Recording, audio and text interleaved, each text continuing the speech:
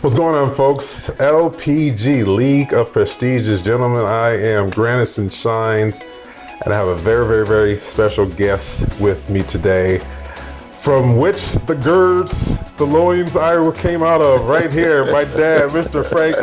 Frank Shines.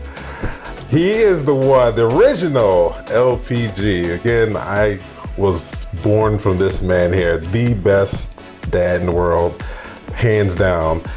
And I wanted to bring you on today, Dad. So welcome to the audience. Well, thank you. Good to be here. And thank God for being here. This is an honor to be your guest. Yes. All right, make me feel like a celebrity. Absolutely. I tell you, folks, I love this man here. Clearly the best dad in the world. Always been giving me advice, and we love talking about being a leader. That's what it's all about, us men being men, but being the leaders of our families. And as I always state, you can be a man and you can be masculine. You can be a leader, you can be a lover. You can love our wives and children. We can be a protector, and we can be peaceful, and also we can be providers, and we can be passionate about the things that we do. So let me start off with a very, very keen question to my dear old dad. Dad, gentlemen, what does it mean to be a gentleman? To me, being a gentleman is one who respects Like that? others. Okay. It doesn't have to always be to referring to how you feel toward a woman. Right. Okay. You can be a gentleman to any and everybody. Okay. All right. The connotation of gentleman is usually referring to how you treat a woman. Sure. Gotcha. But in my context, how I look at it, my opinion is that a gentleman is you got two words, gentle and man. Sure. So gentle means being easygoing, soft, and respectful. Sure. Okay. So we can be a gentleman towards one another. Absolutely. As men. Absolutely. As leaders. Would you necessarily, we always talk about leaders, right? LPG. So being a leader and being a gentleman, are they one and the same, separate, or what's your thought process there? They are interaction. They interlock. Mm-hmm. I know when I was a manager in the hospital, I had people over me, but I was also a gentleman to them. Right. Not downgrading them, but showing them respect. A gentleman shows some respect to people. And so that's how I look at it, and I think I've been pretty successful in that manner of treating people, not only strangers, but family. Right. Son, I treat my son with respect. Yeah. To me, that's being a gentleman. And in so doing, we gentlemen and all of those, I think, are all interlocked. Sure. Okay. All right. As I was growing up, I looked at you, mimicked you in areas. You also told me directly about opening the door for the wife, being nice to the wife and everything else. And do you see nowadays, and I have another question I'll respond on that's going to be really open the can of worms, but do you see men being gentlemanly today? Oh, Lord. Especially young. It's rare. I don't see it too often. To give you one good example, and it just blew my mind. I was at a store in the parking lot, just got out of my car, and there was this man and woman, I won't call him a gentleman because of what he did. He was at a truck. He walks around to the passenger side of the truck, unlocks the door, then goes and gets in the driver's seat. He did not open the door for the woman. He unlocks it and leaves. You'd have been down my throat if I did that. And I thought, Oh my goodness, man, that is so disrespectful to that woman. I don't know whether she was his wife or girlfriend or what, but it didn't matter. Sure. And it just stuck with me, and I said, like, oh my goodness. Unlocks it and leaves. Let her open the door for herself. Let her open the door for herself. And then on the other hand, I was same type of thing in the store, going out to the store. And there was this gentleman and a lady, and he walks around to the passenger side. He unlocks the door, opens the door, and the lady got in. And as he did that and come around the car, and I was going by, I said, now that's very nice. That's good to see you did that. Sure. So you got difference in that, but I see less of that second example than I do of the first. Right, okay. So in your day, as you were growing up, and today's day, what's the biggest difference you see between men being gentlemen or not? Oh my. There's so many that I see and I hear. I hear guys, the way they speak to the woman. Mm-hmm. It's not very gentlemanly. Sure, okay. The people call their wives and their girlfriends and their children out of their name. And I won't use the words, but I'm sure you know what the words are. Yeah. It just goes through me. I came from a family of 12 and 8 boys, of which I am the 8th boy and the 11th child. And my mother, she raised us. I never knew my dad.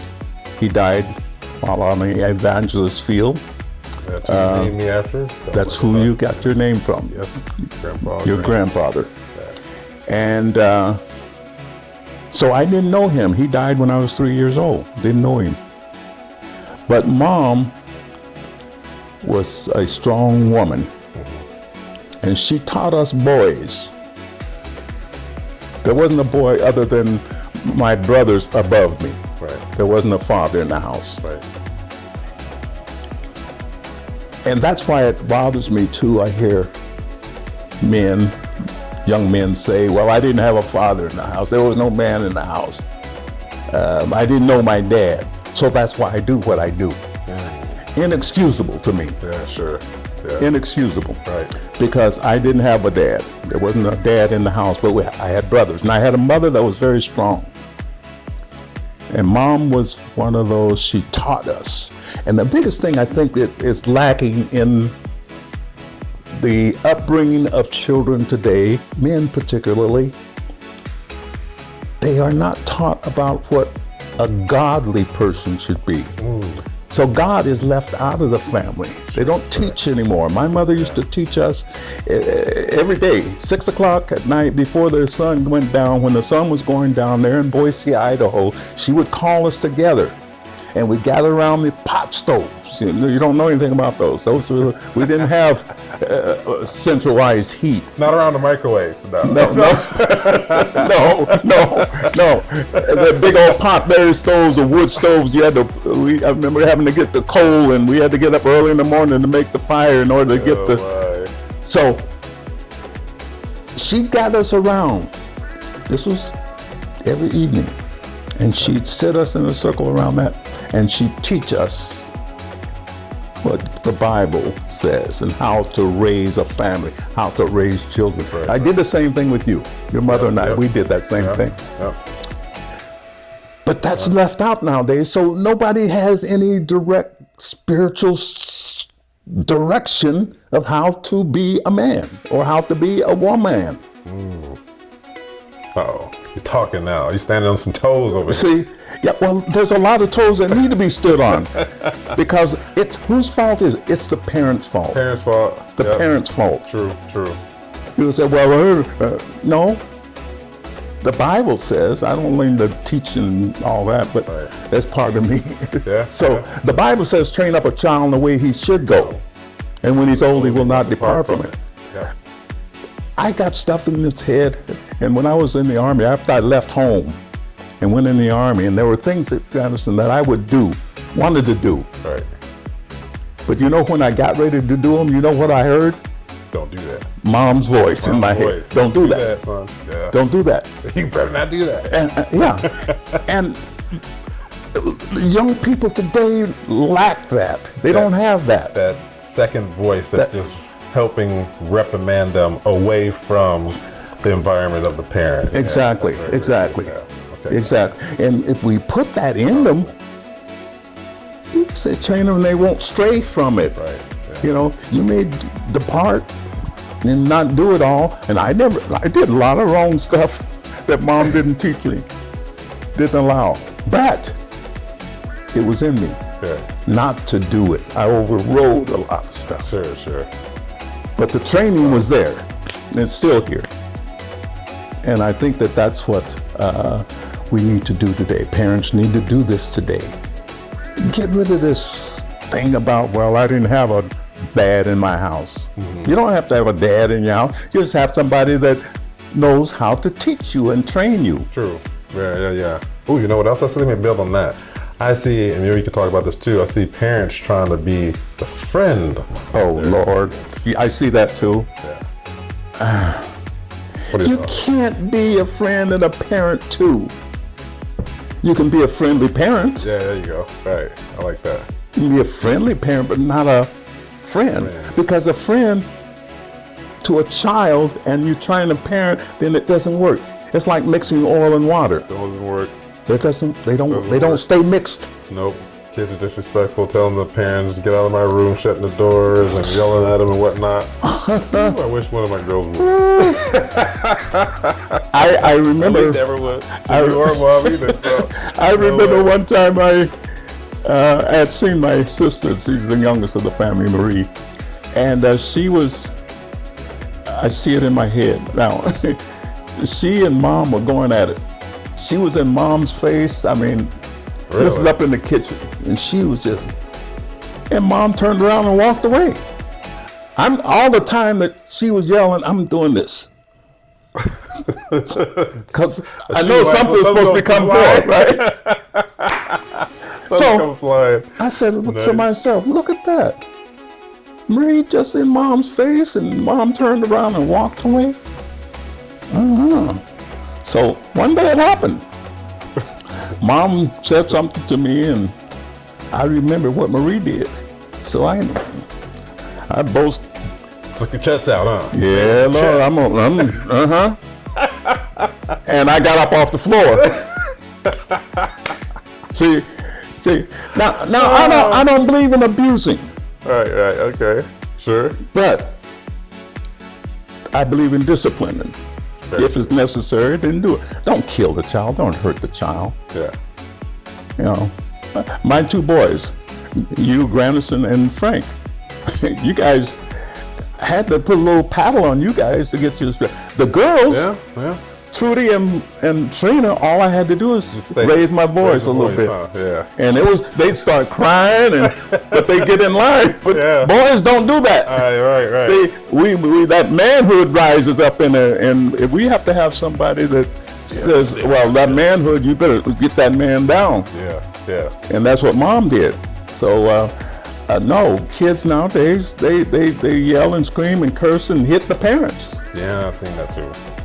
I was in a store one day, and here's this lady with her child. He must have been about 3, 4. Mm-hmm. And he wanted something. He went and she said no. And he just started pounding on her, beating up on her legs. He couldn't get any higher, but he was beating on her legs. And I said, oh, if I were that much of a relative of him and I saw that happening, that would not happen. You would have swatted him up to pow. Absolutely. That's funny. But nowadays, too, you know, people get away with this stuff because parents gave up their parent rights. Yeah. That parental authority is just like... They gave it up. They're afraid to chastise their kids because their kid will call the law. Yes. Oh, crazy. Call them. That's crazy. My uncle. You can get to the phone quick enough. There you go. My uncle, Uncle Bill, he was raising his grandchild, and he and his wife, and he got up in Uncle Bill's face one day, and Uncle Bill put a strap on him. He wouldn't do what he told him to do. So not shortly thereafter, there was a knock at the door. He goes to the door. Now he always had a knife, and he was a mechanic, and they always using a knife to clean his fingernails and stuff. Yeah. So he goes to the door, and he had the knife, and there was a policeman there. This is in Berkeley, California. And the policeman told him, he says, well, I got a call that you oh my goodness, whipped your grandson. And Uncle Bill he looks up and says, yeah, I did. He said, don't you know that's against the law? He said, yeah, But I'll tell you what, if I don't chastise him now, he'll get out on the street. I know how much you put on him. He get out in the street and do something, you'll kill him. Ooh, wow. The policeman looked at him and said, you're right. And he turned around and walked away.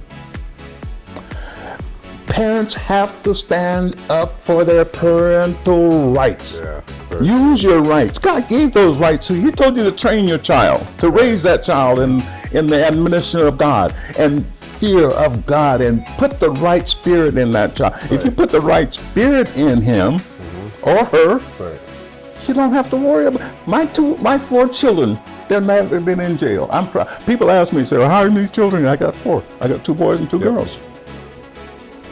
And they said, oh, wow, that must have been rough. No, it wasn't rough. It wasn't rough. Yeah. They've never been in trouble. Nope. They don't do drugs. Nope. None of that stuff they do. Nope. Sure don't. And I'm proud of them. They got their own businesses. They went to school. They got their education. I'm proud of them. They're on their own, doing what they need to do because I trained them to do that. Right. And if you don't train them, they're like a weed. A weed, you don't have to cultivate a weed.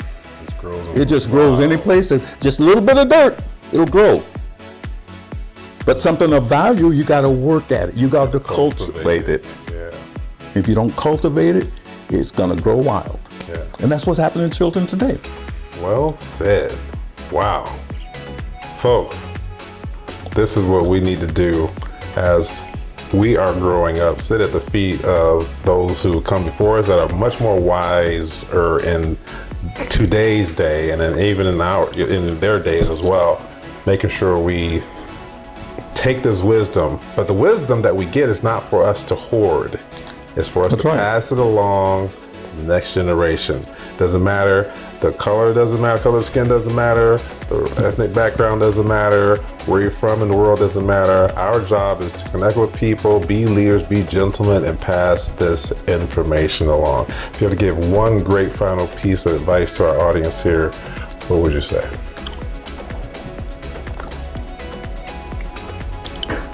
Love your children. Show love. I'm going to say this. There was a time, my mother grew up in the South, and she was born and raised in Arkansas. Didn't know about love, really, showing love. Dad was a sharecropper. Yep.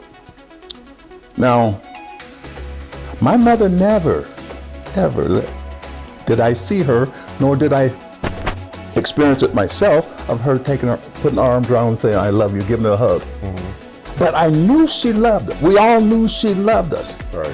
But she never said it. She never showed love. Show love to your children. Take them in your arms. So oft time I see on TV, child goes to school, somebody crazy comes with a shot, start drilling and shooting and killing. And that poor parent never saw their child again alive. Right. Treat your child as if that when they go out the door, this is the last time I'll see them. Right. Hopefully, thank God that won't come to pass. Right. But just in case, show love. Not only during that period, just show love during the time that they're around. When you show it, when they're there. Right. Grab them, hug them, and kiss them. I didn't used to do that either. Till I got married. Yeah. Lady named Corey. Yeah. Very good lady. And I saw she had 3 children. I saw her. I see her. She had the kids and she grabbed them and hugged them and kissed them. I looked at that and I said, wow, I never done that to my kids. Yeah. But I learned how to do it. From that moment on, I hugged, I kissed my children and let them know. Let me build on that. I will tell you, I don't remember when you didn't do it, but I remember that when you did do it from when I was young, small, little type, I have never remembered the fact that you didn't do that. All I know is here I am now, even at 51 years old. When I depart from here today, I will get a hug and a kiss from my dad. That's and I right. will hug and kiss my dad back.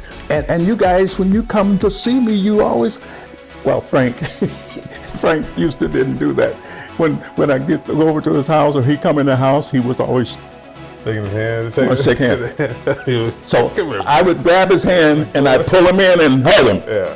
Now guess what he does? Anytime he comes through that door or I go through his door, it doesn't matter whether he's upstairs, downstairs, sitting in the chair watching TV or working on the computer or whatever, he gets up and comes and gives me a big old hug. Yeah, wow. There you go.